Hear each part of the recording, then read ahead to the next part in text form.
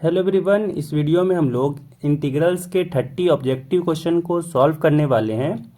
तो ये सेशन उन लोगों के लिए काफ़ी इम्पॉर्टेंट है जो इस साल बोर्ड का एग्ज़ाम देंगे। तो चलते हैं पहले क्वेश्चन पे। पहला क्वेश्चन है कि the integral of x to the power n with respect to x is. तो यहाँ पे हम लोग को बोला जा रहा है कि x to the power n का इंटीग्रेशन करना है। तो ये क्या होता है इसके लिए फॉर्मूला कि x to the power n+1 divided by n+1 साथ में प्लस c। तो यहाँ पे इसके साथ कौन सा ऑप्शन मैच हो रहा है? तो यहाँ पे मैच हो रहा है ऑप्शन ए। तो इसीलिए 1 का आंसर क्या हो जाएगा? Option A. अगला क्वेश्चन कह रहा है कि the integral of sine x is. तो यहाँ पे हम लोग को बताना है कि साइन एक्स का इंटीग्रेशन क्या होगा। तो साइन एक्स का इंटीग्रेशन फॉर्मूला हम लोग जानते हैं कि क्या होता है, माइनस ऑफ कॉस एक्स साथ में प्लस सी। सी यहाँ पे क्या होता है? Integral constant. अब यहाँ पे देखें तो कौन सा ऑप्शन मैच कर रहा है? तो सेकेंड के लिए ये बी का ऑप्शन मैच हो रहा है। नेक्स्ट क्वेश्चन कि the integral of cos x is. यहाँ पे क्या निकालना है? कॉस एक्स का इंटीग्रेशन। एंड कॉस एक्स का इंटीग्रेशन हम लोग पढ़ चुके हैं, क्या होता है? Sine x plus C. तो यहाँ से ऑप्शन ए इसका करेक्ट हो जाएगा। Next question, the value of integration x² dx and limit दिया हुआ है 0 to 1। तो यहाँ पे पहले निकालेंगे हम लोग x² का इंटीग्रेशन एंड फिर लिमिट पुट करेंगे। तो x² का इंटीग्रेशन क्या हो जाएगा?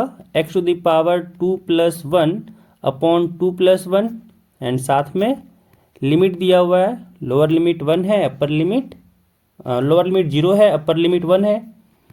यहाँ से आ गया x to the power 3 upon 3 and limit दिया हुआ है 0 1। 1/3 कांस्टेंट तो बाहर कर देते हैं एंड फिर इसमें लिमिट पुट करते हैं।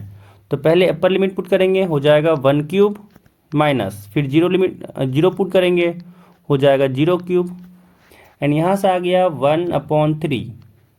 1 का क्यूब 1 हो जाएगा एंड 0 का क्यूब 0 हो जाएगा एंड यहाँ से आएगा 1 - 0 तो 1 हो जाएगा और मल्टीप्लिकेशन आ जाएगा 1/3। तो यहाँ से ऑप्शन क्या हो जाएगा इसका correct? Option A. Next question 5 number कह रहा है कि the integral of e to the power x is. तो हम लोग फॉर्मूला जानते हैं कि e to the power x का जो इंटीग्रेशन करें तो ये e to the power x ही रहता है। तो एक ऐसा फंक्शन जो इंटीग्रेशन करने पे भी या फिर डिफ्रेंशिएशन करने पे भी चेंज नहीं होता है, वो कौन सा फंक्शन होता है? Exponential function. कि इंटीग्रेशन कीजिए या फिर डिफ्रेंशिएशन कीजिए, इसका चेंज ये नहीं करता है। तो इसका क्या हो जाएगा? 5 का ऑप्शन हो जाएगा A. Next question, the integral of 1/x is. तो यहाँ पे 1/x का इंटीग्रेशन क्या हो जाएगा? Integration of 1/x। तो इसके लिए फॉर्मूला होता है log ऑफ mod x साथ में प्लस c। तो यहाँ पे ऑप्शन कौन सा मैच कर रहा है? तो यहाँ पे भी ऑप्शन मैच कर रहा है ए। तो 6 का आंसर हो जाएगा option A. Next question 7 number कह रहा है the integral of 10x is. तो यहाँ पे निकालना है 10x का इंटीग्रेशन। तो यहाँ पे 10x को हम लिख सकते हैं कि sine x upon cos x साथ में dx। अब यहाँ पे अगर हम लोग cos x को मान लें t, cos x equal to t मान लेते हैं। अब जब इसको डिफ्रेंशिएट करेंगे तो cos x का डिफ्रेंशिएशन होता है माइनस साइन x साथ में dx इक्वल टू हो जाएगा dt। तो यहाँ से लिख सकते हैं कि sine x dx equal to हो गया माइनस ऑफ dt। तो यहाँ पे जब हम लोग सब्स्टिट्यूट करें तो क्या बन जाएगा? यहाँ से आ जाएगा साइन एक्स डी एक्स से जब हो जाएगा माइनस डी टी। तो यहाँ से हो गया minus D T upon cos x को माने थे टी, तो यहाँ से आ गया टी। माइनस को बाहर करते हैं, फिर 1/t का इंटीग्रेशन हो जाता है लॉग ऑफ मॉड टी साथ में प्लस सी। तो यहाँ से आ गया minus of log mod T की जगह पे वापस कॉस एक्स पुट कर देते हैं। तो यहाँ से आ गया कॉस एक्स साथ में प्लस सी।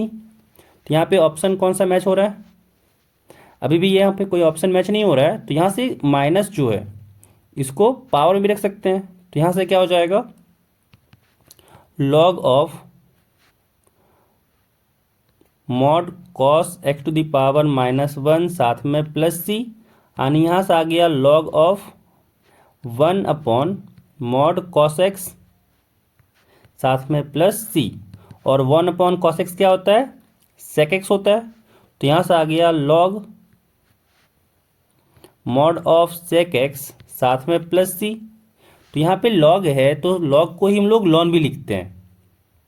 तो यहाँ से क्या हो गया, ln mod of sec X plus C. तो 7 का ऑप्शन ए हो गया करेक्ट ऑप्शन। नेक्स्ट क्वेश्चन कह रहा है कि the integral of sec square x is, integration करना है हम लोग को सेक स्क्वायर एक्स का, एंड इसके लिए फॉर्मूला जानते हैं हम लोग, क्या होता है, tan x प्लस सी। तो यहाँ से ऑप्शन इसका हो जाएगा ए। नेक्स्ट क्वेश्चन 9 नंबर कह रहा है कि the value of integration 1 upon X D X, और लिमिट दिया हुआ है इसका, लोअर लिमिट 1 है, अपर लिमिट 2 है। तो पहले 1 अपॉन एक्स का इंटीग्रेशन निकालेंगे एंड फिर लिमिट उसमें पुट करेंगे। 1 अपॉन एक्स का इंटीग्रेशन अगर करें तो होता है log of mod x, and इसी चीज़ को हम लोग लॉन भी लिखते हैं। तो यहाँ पे अगर हम लोग लॉन लिख लें तो कोई फ़र्क नहीं होने वाला है। तो यहाँ से हो जाएगा लॉन एक्स, और इसका लिमिट दिया हुआ है 1 से 2। तो यहाँ से जब अपर लिमिट पुट करें तो हो जाएगा mod of 2 minus lawn mod of 1। तो यहाँ से लॉन 1 तो 0 होता है, तो यहाँ से आ गया लॉन 2। तो इसके लिए आंसर क्या हो जाएगा, ए। नेक्स्ट क्वेश्चन कि the integral of 1 upon root x is, तो यहाँ पे 1 अपॉन रूट एक्स दिया हुआ है, तो इसको हम लोग लिख सकते हैं क्या, x to the power -1 upon 2 साथ में डी एक्स। नाउ क्या होता है इसका इंटीग्रेशन, इसका इंटीग्रेशन होता है कि -1 अपॉन 2 है तो पावर में 1 ऐड कीजिए, एंड जो पावर में है उसको फिर डिवाइड भी करना है, साथ में होता है प्लस सी। तो यहाँ से -1 अपॉन 2 प्लस 1, तो यहाँ से क्या आ गया, एक्स टू द पावर आ गया 1 अपॉन 2, एंड नीचे भी आ गया 1 अपॉन 2 साथ में प्लस सी। अब ये फ्लिप हो जाएगा, तो यहाँ से आ गया 2, एंड इसको लिख सकते हैं रूट एक्स साथ में प्लस सी। तो यहाँ से 10 का भी आ गया ऑप्शन ए। नेक्स्ट क्वेश्चन है कि the integral of x square plus 2x plus 1 is, तो यहाँ पे निकालना है हम लोग को integration x square plus 2x plus 1 का। तो यहाँ पे हम लोग अलग अलग इसको कर सकते हैं, तो क्या हो जाएगा, integration of x square D x plus integration of 2x D x plus integration of D x, क्योंकि 1 के साथ तो डी एक्स मल्टीप्लाई हो गया, डी एक्स ही हो जाएगा। नाउ यहाँ पे निकालना है एक्स स्क्वायर का इंटीग्रेशन, तो इंटीग्रेशन हो जाएगा एक्स स्क्वायर का x to the power 3 upon 3, क्योंकि पावर में 1 ऐड हो जाता है, प्लस 2 कांस्टेंट, तो बाहर x है तो x का इंटीग्रेशन हो जाएगा एक्स टू द पावर 2, क्योंकि पावर में 1 ऐड होगा एंड उसी चीज़ से फिर डिवाइड भी होगा, प्लस dx है तो dx का इंटीग्रेशन हो जाएगा x साथ में प्लस c। तो यहाँ से 2 से 2 कटा, एंड यहाँ पे आ गया X to the power 3 upon 3 plus X square plus X plus C. तो यहाँ से देख सकते हैं कि जो हम लोग को ऑप्शन इससे मैच कर रहा है वो है ऑप्शन ए। तो 11 नंबर का हो जाएगा ऑप्शन ए। चलते हैं नेक्स्ट क्वेश्चन पे। कह रहा है the integral of sine square x can be simplified using the identity, कि साइन स्क्वायर एक्स का हम लोग इंटीग्रेशन कर सकते हैं कौन सा आइडेंटिटी का यूज करके। तो हम लोग जानते हैं कि बेसिकली हम लोग इसमें करते हैं क्या है ना, कि जैसे पावर है साइन स्क्वायर एक्स, तो इसका इंटीग्रेशन हम लोग को पता नहीं होता है, बट अगर ये चीज़ साइन ए एक्स या फिर कॉस बी एक्स के फॉर्म में हो तो इसका इंटीग्रेशन हम लोग कर सकते हैं। तो ये पावर को अगर हम लोग लीनियर के फॉर्म में कर दें कन्वर्ट, तो यहाँ से हम लोग इजीली इंटीग्रेट कर सकते हैं। तो यहाँ पे देख सकते हैं कि साइन स्क्वायर एक्स के जगह पे दो, यहाँ पे एक इसमें और एक इसमें दो ही जगह पे लीनियर के फॉर्म में है, बाकी सब जगह पे स्क्वायर के फॉर्म में है। तो स्क्वायर के फॉर्म में हम लोग को इंटीग्रेशन करने में दिक्कत होता है, बट लीनियर के फॉर्म में अगर रहा तो हम लोग डायरेक्ट इंटीग्रेशन आराम से कर सकते हैं। तो बट हम लोग जानते हैं कि जो फॉर्मूला होता है साइन स्क्वायर एक्स के लिए, हम लोग फॉर्मूला जानते हैं कि cos 2x का जो फॉर्मूला होता है,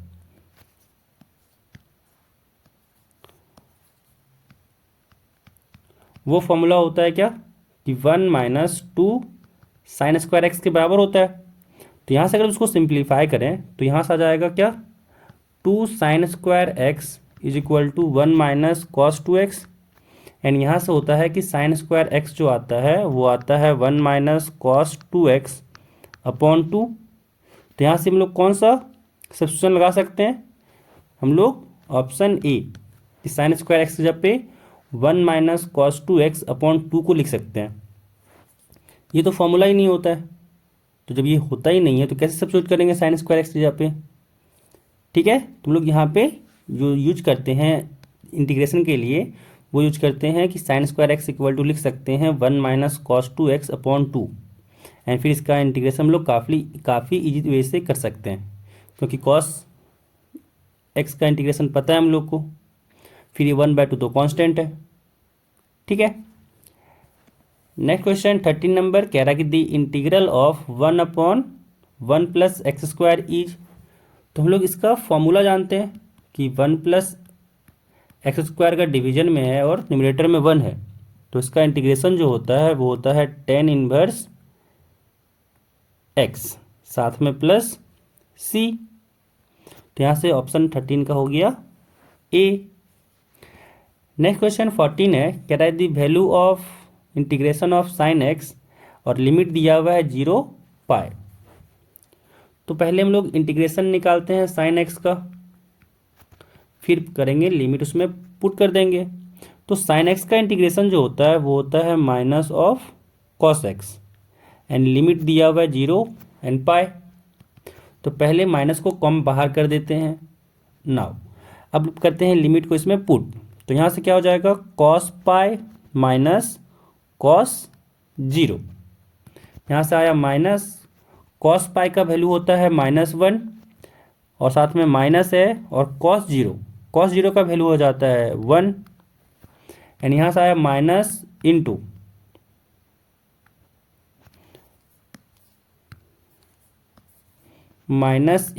एंड यहाँ से -1 तो यहाँ से भी आ गया -2। एंड जब मल्टीप्लाई किए तो यहाँ पे आ गया इसका वैल्यू 2। तो यहाँ से 14 का आंसर हो गया सी। नेक्स्ट क्वेश्चन 15 कह रहा है कि the integral of ln X is. तो यहाँ पे हम लोग इंटीग्रेशन करें लॉन एक्स का, तो यहाँ पे देख सकते हैं कि हम लोग लॉन एक्स का डायरेक्ट इंटीग्रेशन हम लोग को नहीं आता है। तो यहाँ पे क्या करेंगे ना कि एक 1 यहाँ पे इंटू में लिख लेते हैं, क्योंकि a इंटू 1 करें तो वो a ही होता है। अब यहाँ पे लगाएंगे हम लोग आइलेट। तो आइलेट कब लगाते थे, जब फंक्शन दो फंक्शन प्रोडक्ट में रूप में हो। जैसे मान लें कि ये u इंटू भी हो, ठीक है, और ये प्रोडक्ट में है, तो इसका इंटीग्रेशन करने के लिए हम लोग लगाते थे आइलेट। तो यहाँ पे क्या होता था, आइलेट i होता था इन्वर्स फंक्शन के लिए, l होता था लॉगरिथमिक फंक्शन के लिए, a होता था अलजेब्रिक फंक्शन के लिए, t होता था ट्रिग्नोमेट्रिक फंक्शन एंड e होता था एक्सपोनेंशियल फंक्शन के लिए। एंड जो पहले आता था वो होता था फर्स्ट फंक्शन कहलाता था, एंड जो बाद में आता था वो कहलाता था सेकेंड फंक्शन।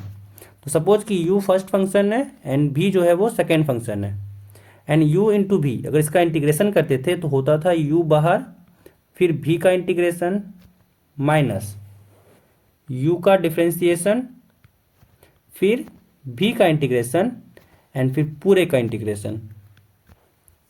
अब यहाँ पे अगर हम लोग 1 इंटू लॉन एक्स में देखें तो 1 तो अलजेब्रिक फंक्शन है एंड लॉन एक्स जो है वो लॉगरिथमिक फंक्शन है। तो यहाँ पे जो होता है लॉग पहले आता है, अलजेब्रिक फंक्शन बाद में आता है, यानी यहाँ पे लॉन एक्स हो जाएगा फर्स्ट फंक्शन एंड 1 हो जाएगा सेकेंड फंक्शन। अब अगर हम इसमें वो फॉर्मूला में पुट करें और 1 इंटू लॉन एक्स का इंटीग्रेशन निकालें, 1 इंटू लॉन एक्स, तो यहाँ से क्या हो जाएगा u बाहर, इट मीन्स कि जो फंक्शन पहले आता था, तो यहाँ पे ये है फर्स्ट फंक्शन, ये है सेकेंड फंक्शन, तो ln x यहाँ से बाहर हो जाएगा, x का फिर इंटीग्रेशन माइनस ln x का डिफ्रेंसिएशन करेंगे x के रिस्पेक्ट में, साथ में 1 का इंटीग्रेशन एंड फिर पूरे का इंटीग्रेशन। तो यहाँ से क्या हो जाएगा, ln x तो है ही, इनटू यहाँ पे है 1 का इंटीग्रेशन, यहाँ पे x नहीं है, यहाँ पे 1 था, एंड जब 1 का इंटीग्रेशन किए तो यहाँ से आया x फिर माइनस इंटीग्रेशन ln x का डिफ्रेंसिएशन होता है 1/x इंटू 1 का जब इंटीग्रेशन किए तो यहाँ से आ गया x एंड साथ में है dx एंड साथ में यहाँ पे आएगा प्लस c, प्लस यहाँ पे हो गया c। नाउ यहाँ पे अगर देखें तो यहाँ से आ गया x ln x minus x से x कट गया और यहाँ बचा बस 1 इंटू डी एक्स, यानी 1 का इंटीग्रेशन करें तो होता है x, साथ में हुआ प्लस c। अब यहाँ पे अगर हम लोग ऑप्शन को मैच कराएं तो यहाँ से ऑप्शन जो मैच किया वो है option A, x ln x minus x plus c। Next question कह रहा है the integral of 1/x² is, तो जब हम लोग 1/x² का इंटीग्रेशन करें तो x² को लिख सकते हैं हम लोग x⁻², साथ में dx, 1/x² को x⁻² तो लिख सकते हैं, एंड यहाँ पे लगाएंगे फॉर्मूला, क्या हो जाएगा x⁻² है, तो जब इंटीग्रेशन करते हैं तो पावर में प्लस हो जाता है एंड वही पावर से फिर डिवाइड भी कर देते हैं, साथ में आएगा प्लस c। तो यहाँ से आ गया x⁻1/-1, साथ में प्लस c। तो यहाँ से आ गया माइनस x⁻−1 को लिख सकते हैं 1/x, साथ में होगा प्लस c। तो यहाँ से 16 का आंसर आ गया option B. Next question 17 number कह रहा है कि the integral of x³ is, तो यहाँ से इंटीग्रेशन करेंगे हम लोग x³ का, तो क्या होता था, पावर में एक ऐड करते थे एंड वही पावर से फिर डिवाइड करते थे, तो यहाँ से आ गया x⁴/4, साथ में प्लस c। तो 17 का आंसर क्या हो जाएगा, option A. Next question 18 number कह रहा है कि द इंटीग्रेशन ऑफ, लिमिट दिया हुआ है 0 to 1 3x² dx, तो यहाँ पे पहले हम लोग करेंगे इंटीग्रेशन, फिर करेंगे लिमिट यहाँ पे पुट, तो 3 कांस्टेंट है बाहर हो जाएगा एंड फिर x² का इंटीग्रेशन करेंगे, तो यहाँ से आया 3, x² का इंटीग्रेशन हो जाएगा x⁻2+1/2+1 एंड फिर लिमिट होगा 0 to 1, यहाँ से आ गया 3 इंटू x⁻3, और ये जो 2+1 3 है तो 3 को कर देते हैं बाहर एंड लिमिट है 0 to 1, 3 से 3 कटा, अब पुट करते हैं इस पे लिमिट, तो जब यहाँ पे लिमिट पुट किए तो आया 1³ माइनस फिर 0 पुट करेंगे तो यहाँ से आ गया 0³। अब यहाँ पे आ गया 1³ होता है 1 एंड 0³ होता है 0, तो यहाँ से आ गया 1। तो 18 का ऑप्शन क्या हो जाएगा, 18 का आंसर हो जाएगा ऑप्शन बी। तो इसका जो करेक्ट आंसर है वो है option B. Now next question चलते हैं 19 नंबर कह रहा है कि the integral of sec x into tan x is, यहाँ पे इंटीग्रेशन पूछ रहा है हम लोग को sec x into tan x का, ठीक है। तो हम लोग जानते हैं कि अगर हम लोग डिफ्रेंशिएशन करें हम लोग sec x का, अगर हम लोग यहाँ पे डिफ्रेंशिएशन करते हैं तो क्या होता था, फॉर्मूला हम लोग जानते हैं कि sec x का जो डिफ्रेंशिएशन होता है वो होता है sec x into tan x. तो अगर हम लोग sec x into tan x का इंटीग्रेशन करें तो वापस क्या मिलेगा, sec x मिलेगा, साथ में प्लस c। तो इसका जो करेक्ट ऑप्शन होगा वो होगा option A. Next question 20 number कह रहा है कि the integral of x into e⁻x is, तो यहाँ पे भी लगाएंगे हम लोग आईलेट, तो यहाँ पे फर्स्ट फंक्शन कौन है, सेकेंड फंक्शन कौन है, इसके लिए तो आइलेट लगाएंगे। अब यहाँ पे अगर देखें तो एक्स है algebraic function and e to the power x है एक्सपोनेंशियल फंक्शन। तो पहले आता है अलजेब्रिक फंक्शन, यानी एक्स बन गया फर्स्ट फंक्शन, ई बन गया सेकेंड फंक्शन। फॉर्मूला क्या था कि फर्स्ट फंक्शन को बाहर करना है, सेकेंड फंक्शन का इंटीग्रेशन माइनस फिर फर्स्ट फंक्शन का डिफ्रेंसिएशन इनटू सेकेंड फंक्शन का इंटीग्रेशन फिर पूरे का इंटीग्रेशन। तो यहाँ से क्या आया, x into E to the power x का जब हम लोग इंटीग्रेशन करें तो ई टू द पावर एक्स का integration E to the power x ही होता है। तो यहाँ से आ गया E to the power x minus फिर x का डिफ्रेंसिएशन करना है विथ रिस्पेक्ट टू x, तो हो जाएगा 1 into E to the power x का integration E to the power x ही होता है, साथ में आया dx। यहाँ से आ गया x into E to the power x minus, अब यहाँ से 1 into E to the power x तो ई टू द पावर एक्स ही होगा, और फिर जब e to the power x का इंटीग्रेशन निकालें तो यहाँ से हुआ e to the power x, साथ में आएगा प्लस सी। तो यहाँ से हम लोग देखें तो ऑप्शन कौन सा मैच कर रहा है इसके साथ, तो इसके साथ ऑप्शन बी मैच कर रहा है। तो 20 का करेक्ट ऑप्शन होगा ऑप्शन बी। नेक्स्ट क्वेश्चन 21 है, कह रहा है the integral of 1/x to the power 3 is. तो हम लोग 1/x टू द पावर 3 का इंटीग्रेशन निकालना है। तो x टू द पावर यहाँ पे जो 1/x टू द पावर 3 है इसको लिख सकते हैं x टू द पावर -3 साथ में dx। एंड जब यहाँ पे इसको इंटीग्रेशन करें तो क्या हो जाएगा, पावर में एक ऐड होता है एंड वही पावर से फिर डिवाइड करते हैं, साथ में होगा प्लस सी।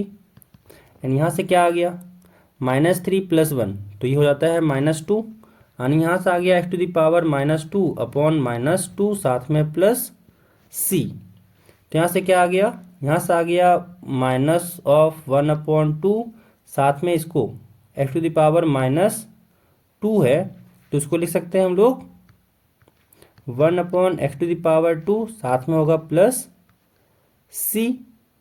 तो यहाँ से अगर इसको देखें तो ये आ गया 1/2x² प्लस सी। तो यहाँ से कौन सा ऑप्शन मैच कर रहा है, तो 21 के लिए यहाँ पे ऑप्शन मैच कर रहा है ए। तो 21 का करेक्ट ऑप्शन क्या हो जाएगा, ऑप्शन ए हो जाएगा इसका करेक्ट। नेक्स्ट अगर देखें 22 कह रहा है the integral of sin 2x is. तो यहाँ पे sin 2x का इंटीग्रेशन निकालना है। तो हम लोग अगर जानते हैं कि sin to the power sin ax का जब इंटीग्रेशन करते हैं तो इसके लिए फॉर्मूला होता है कि ये होता है -cos ax अपॉन a साथ में प्लस c। तो यहाँ पे अगर sin 2x है तो sin 2x का इंटीग्रेशन क्या हो जाएगा, -cos 2x, a की जगह पे यहाँ पे 2 है तो डिवाइड हो जाएगा यहाँ पे 2 से, साथ में होगा प्लस c। तो ये किससे ऑप्शन मैच कर रहा है, यहाँ पे 22 जो है वो ऑप्शन उसका ए हो जाएगा। तो नेक्स्ट क्वेश्चन अब कह रहा है कि the integral of sec² x is. हम लोग को यहाँ पे निकालना है sec² x का इंटीग्रेशन। तो इसके लिए भी फॉर्मूला होता है कि ये 10x होता है इसका इंटीग्रेशन, साथ में प्लस सी। तो यहाँ से 23 का जो आंसर होगा वो होगा बी। अब नेक्स्ट क्वेश्चन 24 कह रहा है कि दी वैल्यू ऑफ इंटीग्रेशन निकालना है x³ - 2x² + 3 का। तो यहाँ पे जो लिमिट दिया हुआ है वो है 0 से 1। तो पहले निकालते हैं इसका हम लोग इंटीग्रेशन। तो x³ का पहले क्या करते हैं कि सारे फंक्शन को अलग अलग लिख देते हैं। लिमिट यहाँ पे 0 to 1, फिर यहाँ पे इंटीग्रेशन 2x² का, साथ में लिमिट दिया हुआ है 0 to 1। यहाँ पे है +3 कांस्टेंट तो बाहर, साथ में है dx, लिमिट है 0 to 1। यहाँ पे भी क्या करते हैं, कांस्टेंट है 2 तो 2 को यहाँ पे भी बाहर लिख देते हैं।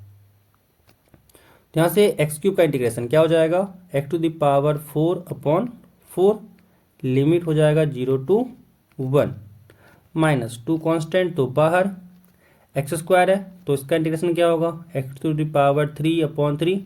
क्योंकि हम लोग जानते हैं कि x to the power n का जब इंटीग्रेशन करते हैं तो क्या होता है, x to the power n + 1/n + 1, साथ में इंटीग्रल कांस्टेंट होता है c। तो यहाँ से लिमिट हो गया 0 to 1 प्लस यहाँ पे 3 है, तो यहाँ पे अगर देखा जाए तो 1 है, 1 को x टू पावर 0 लिख सकते हैं। और यहाँ से क्या आ गया, यहाँ पे आ गया x, लिमिट दिया हुआ है 0 to 1। यहाँ पे 1/4 तो कांस्टेंट तो बाहर आ गया, n पुट करते हैं यहाँ पे लिमिट। तो जब लिमिट पुट किए तो यहाँ से आया 1/4 minus 0 power 4, 1 power 4 minus 0 power 4। तो यहाँ से भी साथ में क्या आया -2, एंड जब यहाँ पे लिमिट पुट किए तो यहाँ पे 3, तो यहाँ पे इसको भी बाहर कर सकते हैं 3 को, तो यहाँ से 2/3 हो गया।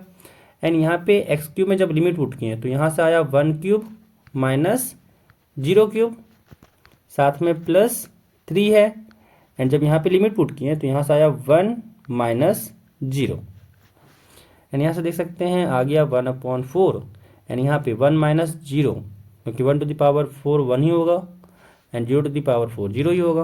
एंड यहाँ से आ गया 1/4 इंटू 1 माइनस 2/3 रहेगा। एंड यहाँ से आया 1³ माइनस 0, यानी 1³ तो 1 होगा, यानी 1 माइनस 0, ये यहाँ भी 1 आ गया, प्लस 3 इंटू यहाँ भी 1 माइनस 0 है तो 1 ही आ गया। यहाँ से आ गया 1/4 इंटू 1 1/4 हो जाएगा, फिर 2/3 इंटू 1 2/3 हो जाएगा, साथ में है प्लस 3 इंटू 1, तो इसका भी मल्टीप्लिकेशन 3 हो जाएगा।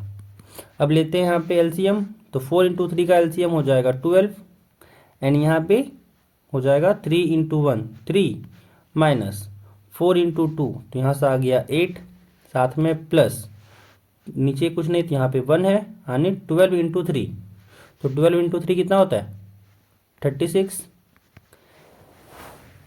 एंड यहाँ से आ गया 36 प्लस 3, तो 36 प्लस 3 किए तो आ गया 39, एंड 39 माइनस 8, तो यहाँ से हो गया 31/12। तो यहाँ पे कोई भी ऑप्शन मैच नहीं कर रहा है, कोई ना क्या करते हैं कि इसमें से एक को मिटाते हैं एंड इसमें ऑप्शन बनाते हैं इसको। यहाँ पे दिया हुआ ये 3, और इसी को बना देते हैं हम लोग 31/12। तो ऑप्शन कौन सा हो गया यहाँ से, ऑप्शन डी।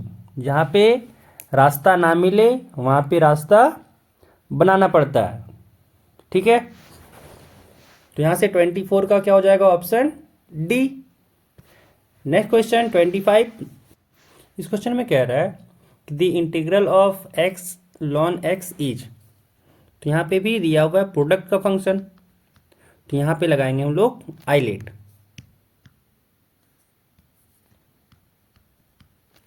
तो आइलेट में पहले क्या आता है, लॉगरिथमिक फंक्शन, फिर आता है अलजेब्रिक फंक्शन।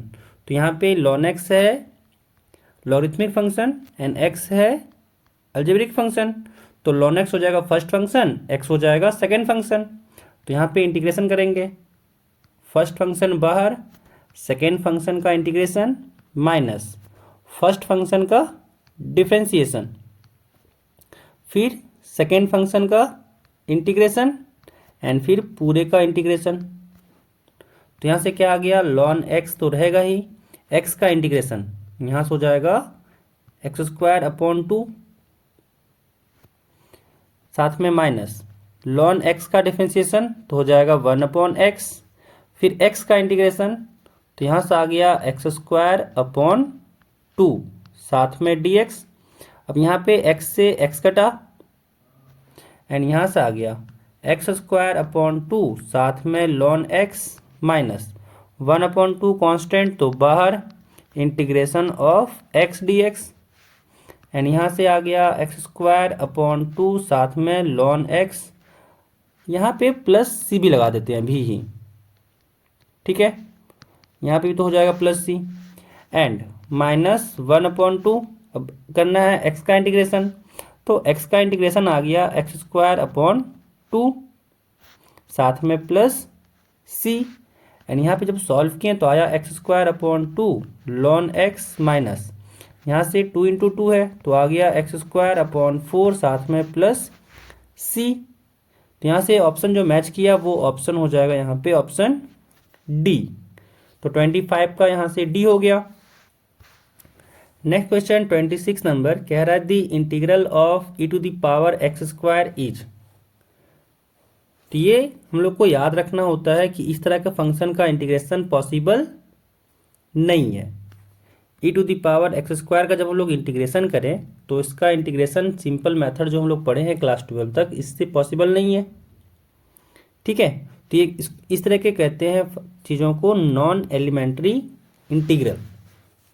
हम लोग एलिमेंट्री इंटीग्रल को करते हैं, नॉन एलिमेंट्री इंटीग्रल हम लोग का एक ये अलग टॉपिक होता है जिसको आप लोग या तो हायर क्लासेस पढ़ेंगे या फिर आप लोगों को ये चीज़ पढ़ने के लिए नहीं होता है। बट क्लास 12 तक बस हम लोग एलिमेंट्री इंटीग्रल ही पढ़ते हैं। तो ऐसी इंटीग्रल जिसका हम लोग इंटीग्रेशन नहीं निकाल पाते हैं, सिंपल जो हम लोग का मेथड भी दिया हुआ है, वैसी चीज़ों को नॉन एलिमेंट्री इंटीग्रल कहते हैं। तो यहाँ पे 26 में याद रखना होगा कि ये क्या है, नॉन एलिमेंट्री इंटीग्रल। ये नहीं कि इसका इंटीग्रेशन निकालने के लिए बैठ जाए एंड सोचने लग जाए कि अरे इसका इंटीग्रेशन क्या होगा एंड वहाँ पे दिमाग खराब करें। ठीक है, तो नेक्स्ट क्वेश्चन चलते हैं। अब 27 कह रहा है कि the integral of 1/x+1 is. तो यहाँ पे है इंटीग्रेशन निकालना है 1/x+1 का विथ रिस्पेक्ट टू x। तो इसका इंटीग्रेशन का डायरेक्ट फॉर्मूला याद रखिएगा कि होता है ln mod ऑफ x+1 साथ में प्लस c, क्योंकि ये 1/x टाइप का फंक्शन है एंड इसका क्या होता है ln mod ऑफ x। तो इसी कारण से इसका जो इंटीग्रेशन होगा वो होगा ln mod ऑफ x+1। तो इसका 27 का ऑप्शन हो जाएगा ए। अगर इसको प्रूफ जानना चाहते हैं तो ये से कर सकते हैं कि x+1 को मान लेते हैं t। तो यहाँ से क्या हो जाएगा dx इक्वल टू हो जाएगा dt एंड यहाँ पे क्या हो जाएगा dx की जगह पे हो जाएगा dt एंड x+1 की जगह पे हो जाएगा t। तो यहाँ से क्या हो जाएगा इसका integration ln of mod t साथ में प्लस c। तो t को वापस से जब सब्स्टिट्यूट करें तो हो जाएगा ln ऑफ mod x+1 साथ में प्लस c। तो यहाँ से भी प्रूफ देख सकते हैं। अदरवाइज बेसिक क्या कहता है कि आप लोग इस तरह के फॉर्मूले को याद ही कर लें ताकि वहाँ पे आप लोग को टाइम ना लगे कि सॉल्व करने में एक्स्ट्रा टाइम आप लोग दे रहे हैं। नेक्स्ट क्वेश्चन कह रहा है कि द वैल्यू ऑफ इंटीग्रेशन करना है x³ का और लिमिट दिया हुआ है 0 to 1। तो पहले निकालेंगे इसका इंटीग्रेशन, फिर करेंगे इसमें लिमिट पुट। तो x³ है, x³ का इंटीग्रेशन हो जाएगा x⁴/4 लिमिट दिया हुआ है 0 to 1। तो यहाँ से 1/4 कांस्टेंट बाहर हो जाएगा। अब करेंगे लिमिट पुट, तो यहाँ से हो जाएगा 1⁴ माइनस 0 to the power 4। तो 1⁴ तो 1 हो गया, माइनस 0 to the power 4 0 हो गया एंड 1 माइनस 0 हो जाएगा 1। तो यहाँ पे इसका आ गया वैल्यू 1/4। तो 28 का आंसर हो जाएगा ऑप्शन ए। नेक्स्ट क्वेश्चन 29 कह रहा है the integral of cot x is. cot x का इंटीग्रेशन पूछा जा रहा है। तो cot x को हम लोग लिख सकते हैं कि integration of cos x upon sin x साथ में dx एंड अगर यहाँ पे हम लोग sin x को मान लें t तो यहाँ से क्या हो जाएगा sin x का यहाँ पे डिफ्रेंशिएशन करें तो हो जाएगा sin x का डिफ्रेंशिएशन cos x साथ में dx this is equal to dt। अब करते हैं इसको सब्स्टिट्यूट, तो यहाँ से क्या आ जाएगा cos x dx हो जाएगा ये dt अपॉन sin x यहाँ पे t माने हैं तो यहाँ से आ गया t और यहाँ पे आ गया 1/t dt और इंटीग्रेशन 1/t का क्या होता है ln mod ऑफ t साथ में प्लस c। अब करते हैं वापस से सब्स्टिट्यूट t की जगह पे, तो क्या हो गया ln of mod sin x साथ में प्लस c। तो cot x का इंटीग्रेशन अगर पूछा जाए तो क्या हो जाएगा ln of mod sin x plus c। तो 29 का आंसर क्या हो जाएगा 29 का आंसर हो जाएगा option A ln of mod sin x plus c। तो ये भी एक फॉर्मूला ही है कि cot x का इंटीग्रेशन क्या होता है ln of mod sin x। Next question 13 number कह रहा है कि दी वैल्यू ऑफ इंटीग्रेशन जो है cos x का एंड लिमिट दिया हुआ 0 to पाई। अब यहाँ पे cos x का इंटीग्रेशन करना है, लिमिट दिया हुआ 0 to pi and cos x का इंटीग्रेशन होता है sin x, limit 0 to pi and जब लिमिट पुट किए तो यहाँ पे आया sin pi minus sine 0 and sin pi 0 होता है, sin 0 भी 0 होता है, तो यहाँ से लिमिट आ गया 0, तो 30 का आंसर हो जाएगा बी। तो यहाँ पे 30 जो MCQ था यहाँ पे कंप्लीट होता है।